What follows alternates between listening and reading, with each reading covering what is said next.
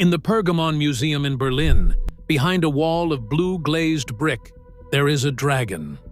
It has the head of a serpent, the forelegs of a lion, the talons of an eagle, and a tail that ends in the stinger of a scorpion. It is walking. Striding, actually, with its jaws slightly open and its tongue extended, as if tasting the air for something it does not like. Its name is mushhushshu. It means furious snake. But it was not built to decorate a museum. It was built to guard a gate. And before it guarded a gate, it fought in a war. A war so old that the text describing it was already ancient when Assyrian scribes copied it onto clay tablets in the 7th century before the Common Era. That war produced 11 creatures. This dragon was only one of them. The text that records their names is the Enuma Elish, the Babylonian creation epic, preserved on 7 tablets from the library of Ashurbanipal at Nineveh. Tablet 1, lines 133 through 146, gives the full catalog. 11 monsters, each one a composite of body parts that should not belong together, assembled by the primordial sea goddess Tiamat as her army for the first and only war between the old cosmos and the new. What makes this list extraordinary is not the monsters themselves. It is what happened to them after they lost. They were not destroyed. They were captured, disarmed, leashed, and reassigned. The same creatures that fought against the gods of order became the protective spirits of the civilization that defeated them. The dragon on the Ishtar Gate is a prisoner of war on permanent display, and the Babylonians buried small clay copies of these creatures under their floors, behind their beds, at the thresholds of their temples, because they believed that a monster in chains is the best guard you can get. To understand how 11 chaos beasts became the security system of ancient Mesopotamia, you need to understand the war that created them. Tiamat is the salt sea. The Enuma Elish opens with her mingling her waters with Apsu, the freshwater abyss, in a cosmos that has no sky, no earth, and no gods.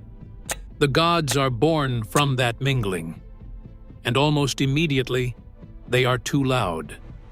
Apsu cannot sleep. He wants to destroy his offspring. The young god Ea discovers the plot and kills Apsu first, building his own temple on the corpse. Inside that temple, Marduk is born. And for a while, that seems like the end of it.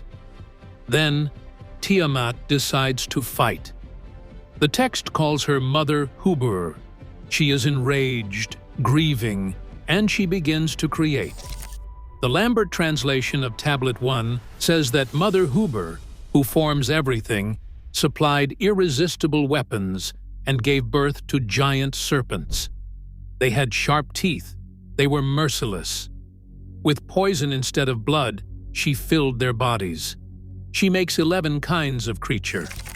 And then she elevates a god named Kingu to be their general, gives him the Tablet of Destinies, fastens it to his chest, and grants him a power called Anuship, which means his word cannot be overturned. The first creature is the bashmu, a venomous snake, a horned serpent with 2 forelegs and wings, first attested in a 22nd century inscription of Gudea of Lagash. One fragmentary Assyrian myth says the bashmu was created in the sea and grew to 60 double miles in length, devouring fish, birds, wild asses, and men, until the god Nergal was sent to kill it. In the astronomical compendium called Mul Apin, the bashmu corresponds to the constellation the Greeks later called Hydra. Its image was prescribed for burial under building foundations in the Bit Meseri ritual. The second is the ushumgallu, the great dragon, Sumerian ushumgal.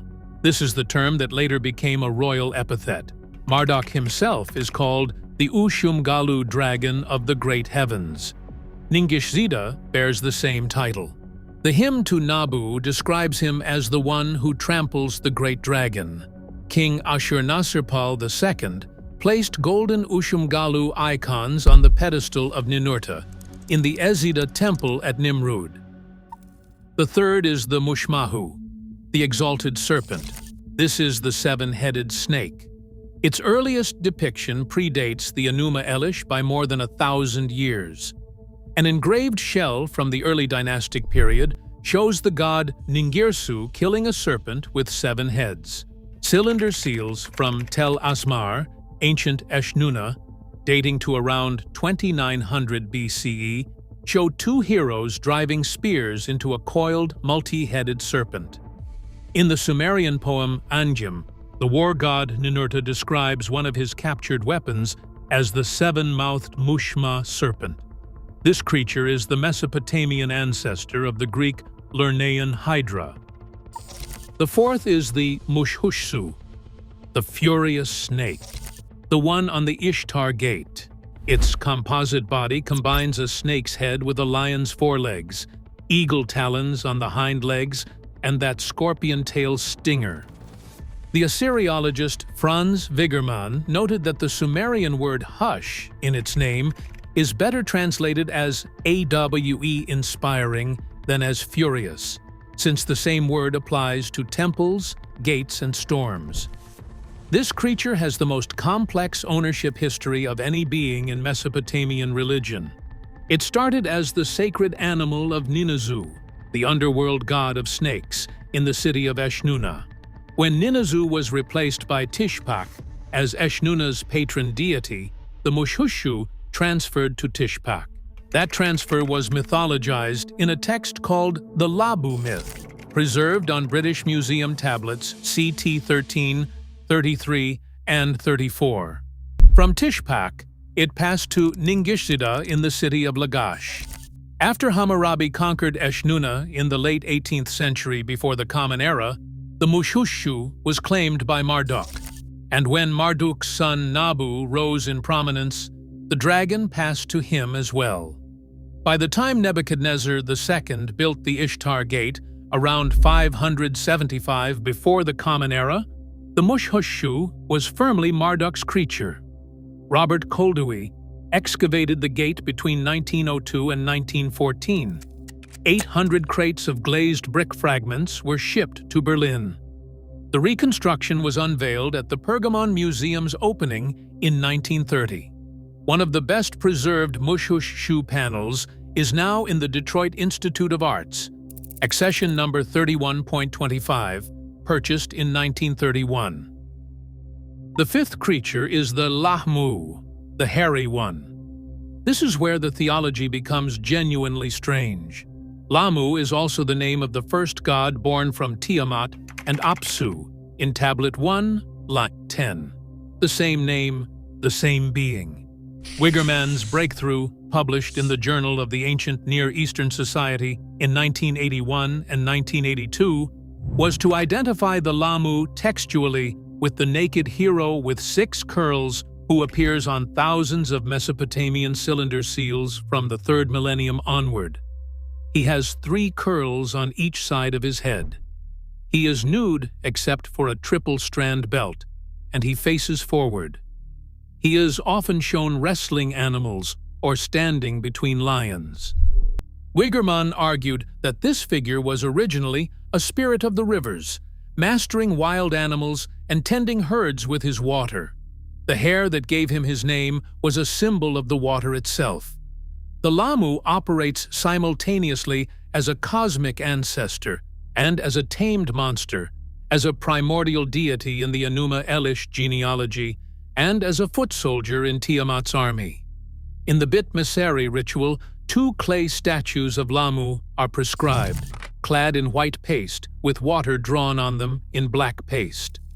He is both the first generation and the enemy, both the origin and the threat. The sixth is the ugallu, the big weather beast. In Sumerian, ugal means big day.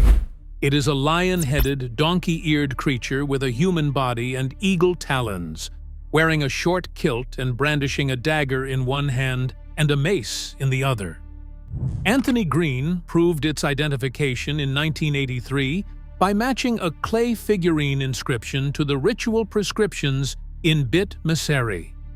It belongs to the class of demons that Mesopotamians called personified days, storm beings released from the sky by divine decree.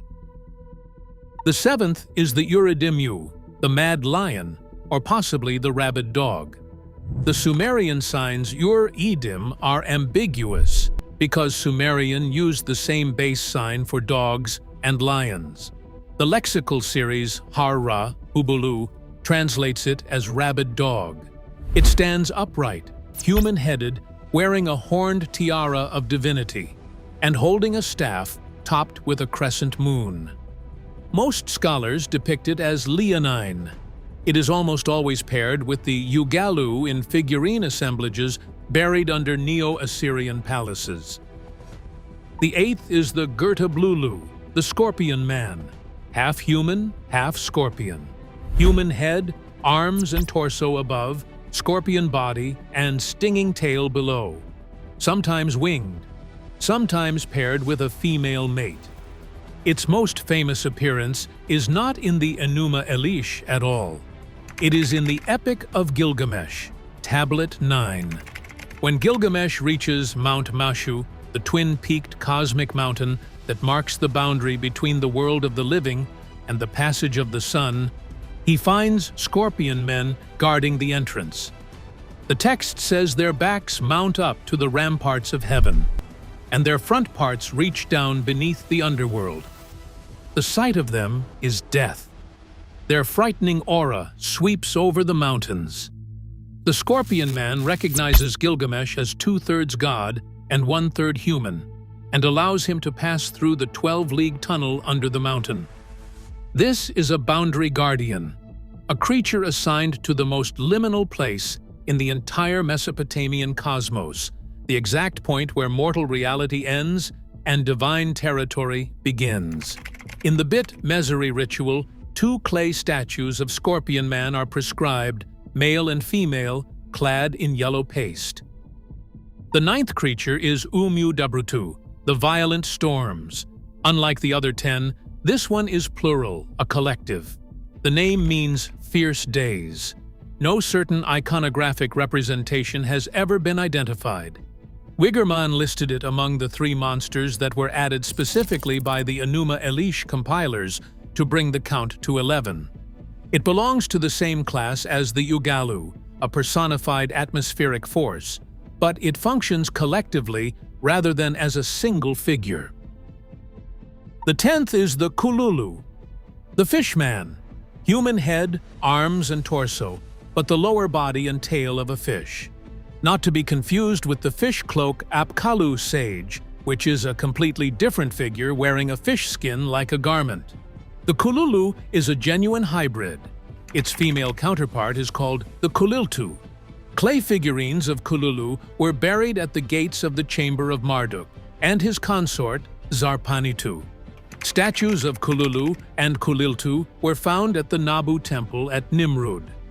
A Louvre terracotta example is catalogued under inventory number 3337. The 11th and final creature is the kusarikku, the bullman, Sumerian gud alim, meaning bison, human head with a curly beard and bull's horns, bull hindquarters and hooves, walking upright.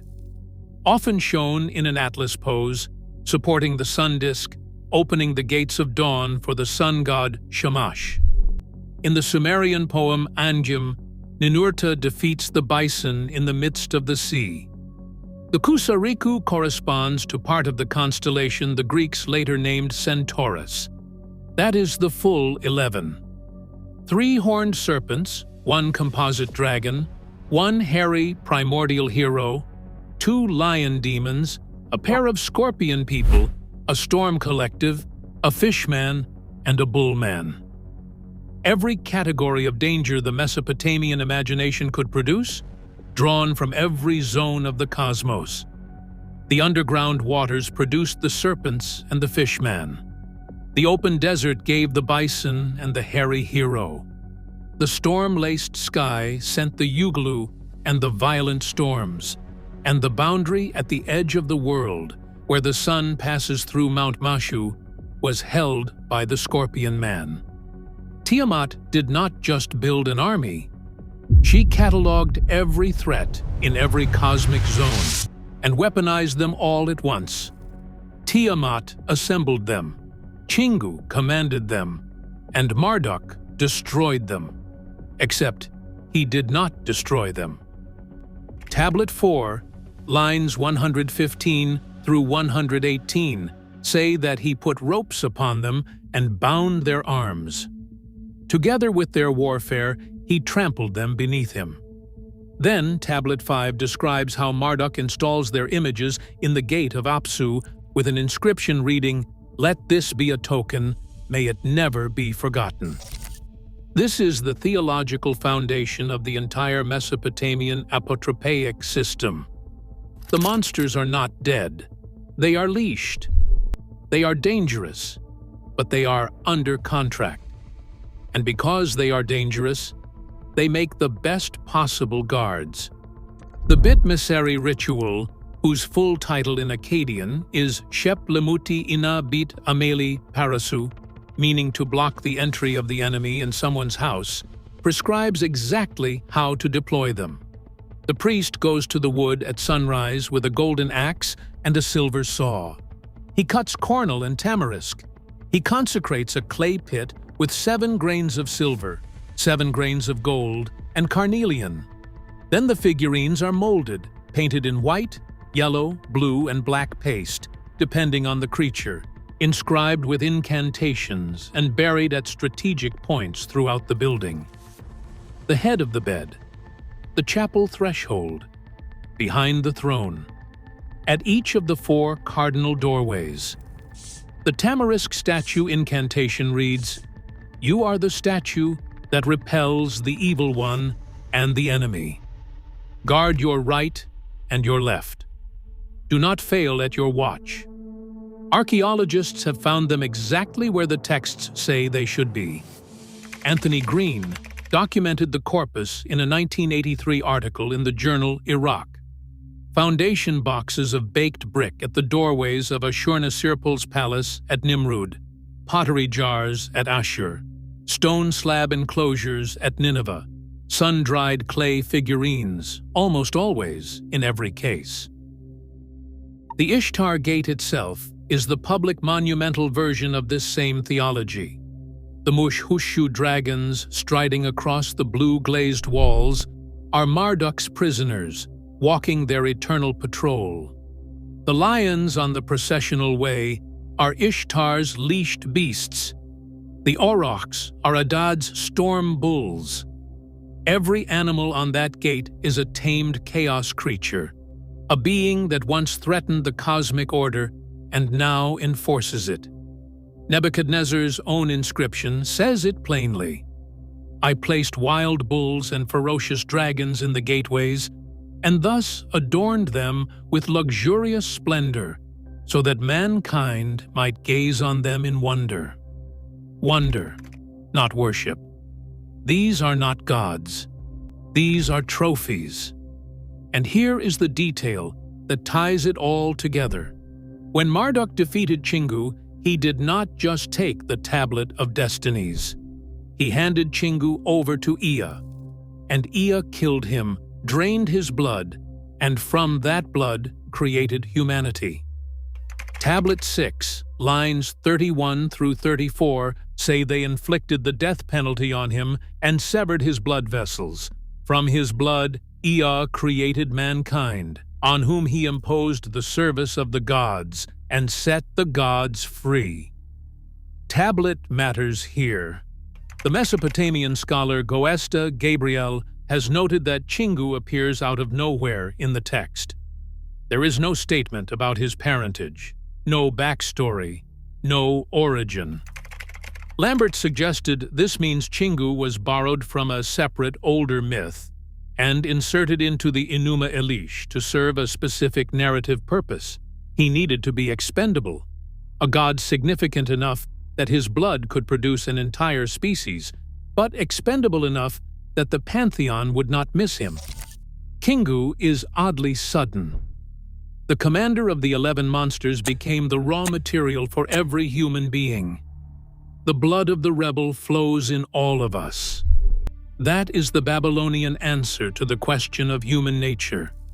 We are made from a defeated god's blood, shaped from the substance of cosmic treason, and put to work so the gods would not have to labor anymore.